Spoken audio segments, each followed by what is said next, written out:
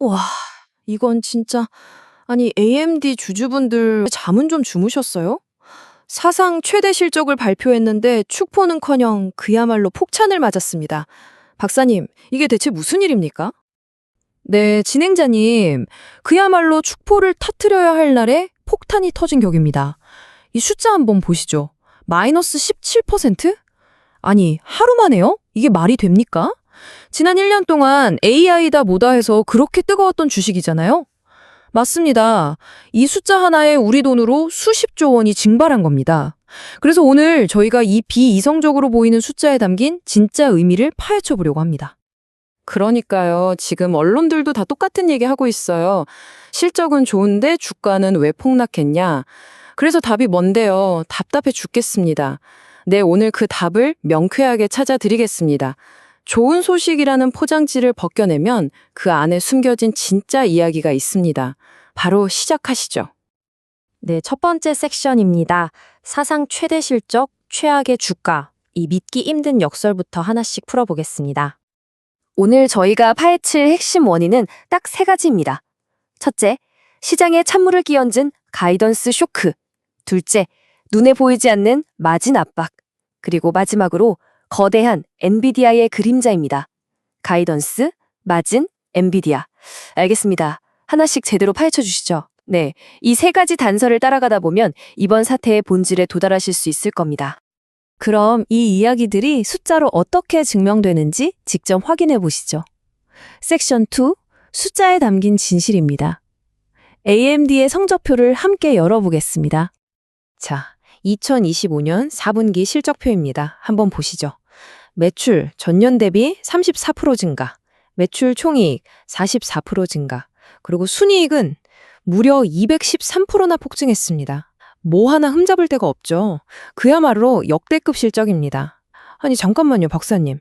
순이익이 213%요? 3배가 넘게 늘었다는 거잖아요. 이 숫자만 보면 주가가 폭등하는 게 정상 아닙니까? 네, 맞습니다. 이 그래프를 보시면 성장이 얼마나 가팔랐는지 한눈에 보입니다. 1년 만에 분기 매출이 76억 달러에서 100억 달러를 훌쩍 넘어섰으니까요. 이 그래프만 보면 AMD의 미래는 탄탄드로처럼 보이죠. 그러니까요. 보면 볼수록 더 이해가 안 가네요. 이렇게 잘했는데 왜 주가는 떨어지는 겁니까, 도대체? 아니, 박사님, 숫자는 누가 봐도 완벽하잖아요. 매출 역대급, 이익은 3배 넘게 뛰었는데 도대체 뭐가 문제라는 겁니까? 우리 투자자들은 이 숫자 보고 투자한 거 아닙니까? 근데 왜 시장은 뒤통수를 치는 거냐고요? 바로 그 지점입니다, 진행자님. 시장은 냉정하게도 과거의 성적표가 아니라 미래의 청사진에 반응했습니다. 자, 이 표를 한번 보시죠. 왼쪽의 4분기 실적, 분명 시장 예상치를 뛰어넘는 훌륭한 성적이었습니다. 문제는 오른쪽, 바로 다음 분기 전망치, 즉 가이던스였습니다. 매출이 살짝 꺾일 거라고 했고, 특히 이익률, 즉 남는 장사를 얼마나 잘하느냐를 보여주는 지표가 57%에서 55%로 떨어질 거라고 발표한 겁니다. 이게 시장의 높은 기대치에 찬물을 끼얹은 거죠.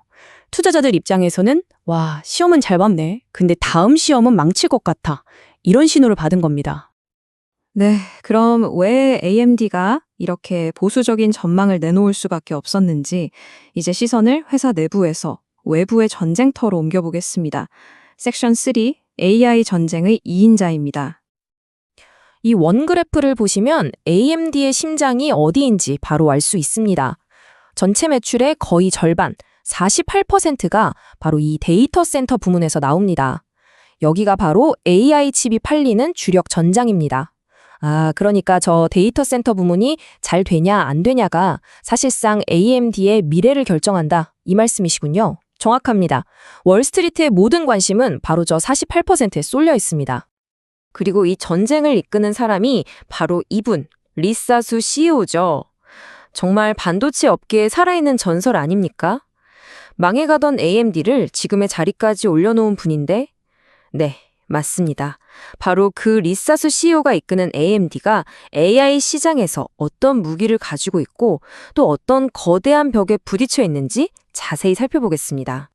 자, AMD가 가진 카드들을 전부 테이블 위에 올려놓고 보겠습니다. 강점과 약점이죠. 강점은 명확합니다. 전통적인 서버 CPU 시장에서 아주 강력하고 최근 AI 가속기 GPU 수요도 무섭게 늘고 있죠. 하지만 리스크가 정말 만만치 않습니다. 첫째, 절대 강자 엔비디아와의 경쟁. 이건 뭐 다윗과 골리앗의 싸움이죠. 둘째, 점유율을 뺏어오려고 엔비디아보다 싸게 팔다 보니 마진, 즉 수익성이 깎이고 있습니다. 아까 1분기 가이던스에서 이익률 전망이 낮아진 게 바로 이 때문입니다. 마지막으로 중국 수출 규제 같은 지정학적 리스크와 자체 공장에 없다는 구조적 한계도 무시할 수 없습니다. 결국 잘하는 것도 있지만 엔비디아라는 너무 큰 산이 있고 싸게 팔아야 하니 돈은 덜 남고 외부 변수도 많다. 복잡하네요. 네, 맞습니다. 그래서 결국 모든 질문은 이 한 문장으로 요약됩니다. 과연 AMD의 데이터 센터 사업이 엔비디아와의 격차를 좁힐 만큼 충분히 빠르고 또 수익성 있게 성장할 수 있는가? 결국 속도와 수익성 두 마리 토끼를 다 잡아야 한다는 거네요. 그렇습니다. 그럼 이제 마지막으로 이 질문에 대한 세 가지 가능한 미래 시나리오를 살펴보겠습니다. 드디어 미래 예측이군요. 과연 AMD의 미래는 어떤 모습일지 박사님의 세 가지 시나리오가 정말 궁금합니다. 네, 그럼 섹션 4 AMD의 세 가지 미래를 시작하겠습니다. 먼저 가장 장밋빛 미래, 낙관적 시나리오입니다. AI 칩 시장이 4천억 달러, 우리 돈으로 500조 원이 넘는 거대한 시장으로 성장한다고 가정해보죠. 이 시나리오에서 AMD는 엔비디아의 독점을 깨고 10에서 20%의 의미 있는 시장 점유율을 차지하는 데 성공합니다. 만약 이게 현실이 된다면 지금의 주가 하락은 그저 스쳐 지나가는 작은 소음에 불과할 겁니다. 강력한 성장과 수익성 개선이 주가를 다시 한번 끌어올릴 수 있겠죠? 다음은 반대로 최악의 상황, 비관적 시나리오입니다.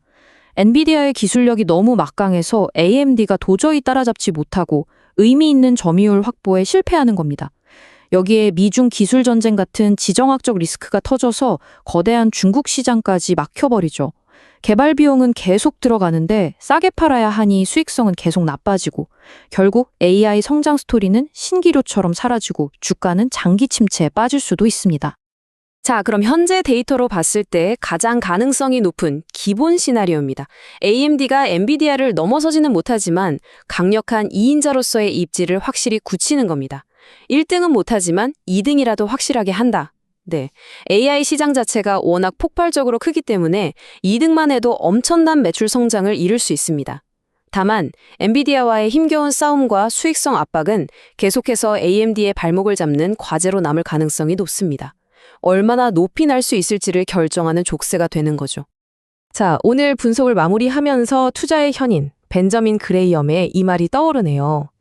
시장은 단기적으로는 투표 기계지만 장기적으로는 저울이다. 네, 아주 적절한 비유입니다. 이번 AMD의 주가 폭락은 단기적인 인기 투표, 즉 투표 기계의 결과일 겁니다.